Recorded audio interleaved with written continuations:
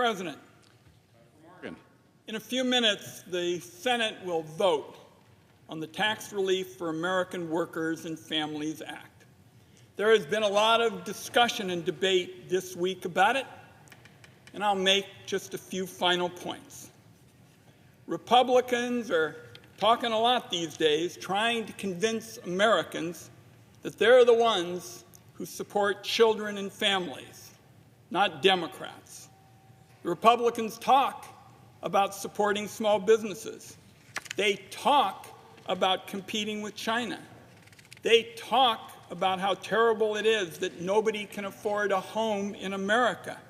And they talk about cracking down on fraud in government programs. The bill that the Senate will vote on in a few minutes helps with each and every one of these issues. Now we're going to see whether Senate Republicans really, in fact, do want to help, whether they're offering anything more than talk. Over the last couple of days, I've read lots of comments from Republican senators who say that it's really time to wait, and if Republicans take control of the Senate, they'll write a better bill. So I would ask, better for whom? One thing I'm sure of is it won't be a better bill for the 16 million kids who stand to benefit today, colleagues, from the proposal we are going to vote on. And it won't come as any comfort to families who are getting clobbered on rent or the small businesses. They're going to fail if they don't get help now.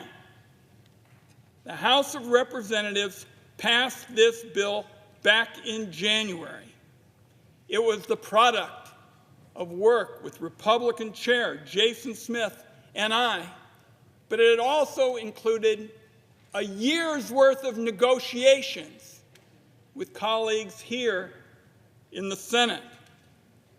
That bill got 357 votes. Mr. President, almost an even split between the two parties. And as I've said before, in the House of Representatives at this point, it'd be hard to get 357 votes if you were just out ordering a piece of pie. The only reason our bipartisan bill didn't become law 6 months ago was because of the delay of Senate Republicans. I offered to make changes, Mr. President. I met with a significant number of Senate Republicans personally. They talked about what their proposed ideas were for compromise, and I offered them. I said it publicly in the Senate Finance Committee. Wasn't good enough, although they looked a little bit like the dog that caught the car. But in old school basketball terms, Senate Republicans just continued the delays. It was kind of the old four-corner offense, stall and drain the clock. But for the millions of people who are hurting, those folks can't afford for the Senate to just keep waiting.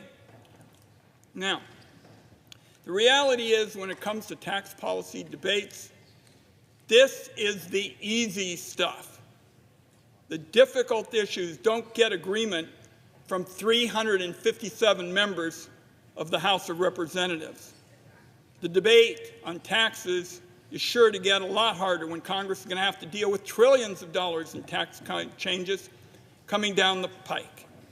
If Senate Republicans can't work across the aisle or work with a House that produced 357 votes, going to be some very, very heavy lifting next year. And I'll close with this. Every senator now has a choice. The results here are not predetermined. Republicans can choose to side with children and families. Republicans can choose to side with people who are walking an economic tightrope, just trying to pay the rent. Importantly, Republicans can choose to side with small businesses. The fact is, the problems small businesses are having today to a great extent are due to the single-handed efforts of Senate Republicans who did nothing to block an effort to derail the research and development credit. In fact, they were willing to derail the research and development credit in the 2017 tax bill when everybody said we need this to compete with China. Senate Republicans said, nah, we're interested in giving tax breaks to people at the top rather than small businesses. So they gutted the research and development tax credit for small business. Not a single Democrat voted for it. And then they promised to fix it in 2018, in 2019, 2020, 2021, 2022, 2023, and 2024. All those years, Senate Republicans said they'd get a break for small businesses on the research and development issue. Now a lot of those small businesses have to go out and borrow to keep their doors open. So we offered to work that and other issues out, but Republicans said, gee, we're just going to wait around till 2025. Well, I want to say to my colleagues and I want to say to the country, a lot of these small businesses, the research and development issue is a lifeline. I've had them come to me and say, Ron, I'm not even going to be around in 2025 for somebody like the Senate Republicans who wants to wait. I say we ought to help them now.